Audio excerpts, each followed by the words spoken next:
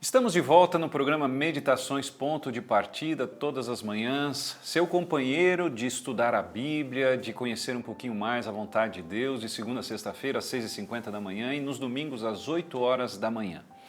O tema de hoje está no texto de 1 João, capítulo 5, que é o livro que nós estamos estudando nessa temporada, versos 11 e 12. Vamos ler? 1 João 5, 11 e 12, que diz assim: E o testemunho é esse, que Deus nos deu a vida eterna, e esta vida está no seu Filho. Quem tem o Filho, tem a vida. Quem não tem o Filho de Deus, não tem a vida.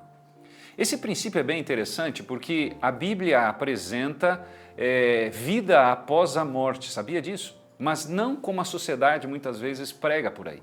Como que a Bíblia apresenta a vida após a morte? A Bíblia apresenta a vida após a morte através da pessoa de Jesus Cristo. Para alguns, através da primeira ressurreição, para outros, através de uma transformação quando Jesus voltar a essa terra. Apocalipse 1,7 diz que eis que vem com as nuvens e todo olho verá. Todos vão ver.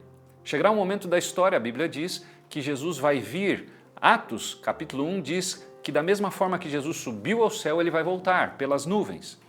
E que aqueles que se arrependeram, confessaram seus pecados, 1 João 1,9, se arrependeram, Atos 2,38, terão a oportunidade de ter a vida eterna. Se morreram, Jesus disse que aquele que morra ainda viverá, João 11, quando ele fala ali da questão da morte de Lázaro e da ressurreição de Lázaro. Então, Jesus promete vida após a morte, mas somente após a primeira ressurreição, ou ele promete a transformação através da segunda vinda dele. Não existe um corpo que se desprende, ou uma entidade, perdão, que se desprende do corpo e que vai para o céu, para o inferno, ou para um lugar intermediário, ou que reencarna. A Bíblia não fala disso. Esse é um pensamento muito do pensamento grego, mas também um pensamento não bíblico. Mas o que nós encontramos aqui? O texto está dizendo que quem tem o Filho tem a vida, quem não tem o Filho de Deus não tem a vida. Por que Jesus é mencionado aqui? Bem, nós precisamos entender o papel de Jesus no plano da salvação.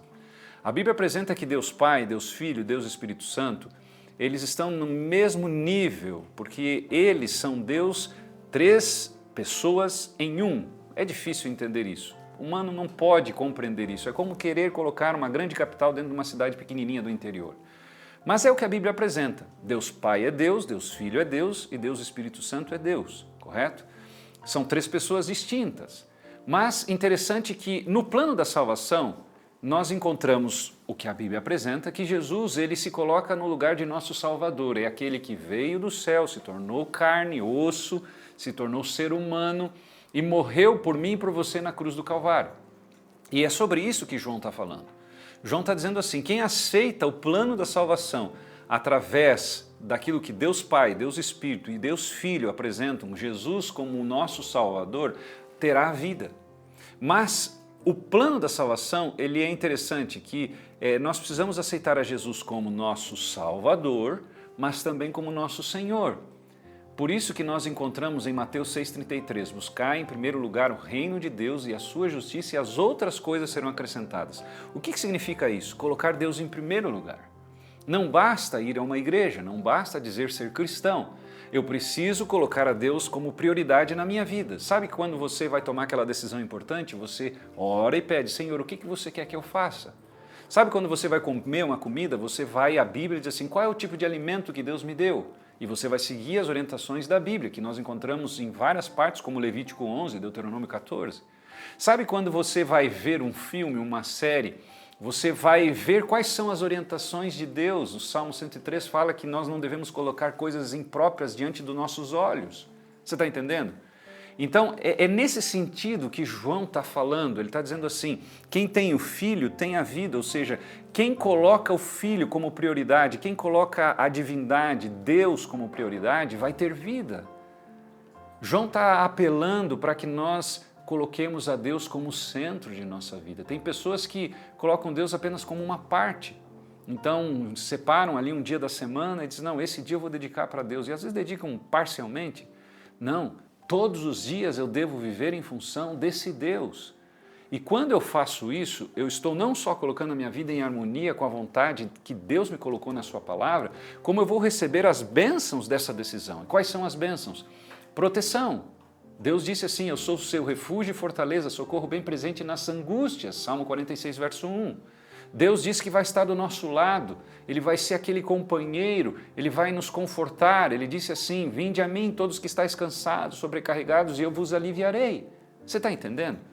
Então é nesse sentido que quem tem o Filho tem a vida, e quem não tem o Filho de Deus não tem a vida. Você precisa tomar uma decisão, querido amigo, querida amiga que está me assistindo nessa manhã. Você precisa dizer para Deus se você o aceita como Salvador e Senhor, se você coloca Ele como centro, como o primeiro ou não. Não há outro caminho.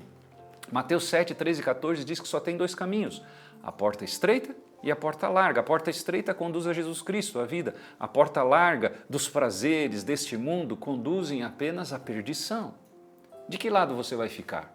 Essa é a pergunta que você precisa responder nesta manhã, neste dia em especial.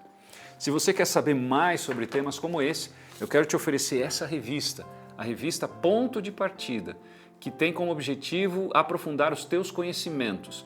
E você vai poder então receber gratuitamente através desse celular ou através desse QR Code, basta você fazer o pedido e nós enviaremos. E aqui você vai ver temas como volta de Jesus, o que existe após a morte, sobre perdão, sobre reconciliação e tantas outras coisas que são tão importantes para a vida do cristão. E eu encerro fazendo um apelo, estude a Bíblia todo dia, dedique tempo para a palavra de Deus, ore, busque conhecer aquilo que Deus tem para você. E não esqueça, seguir a palavra de Deus é sempre a melhor escolha. Que Deus te abençoe e até o próximo programa.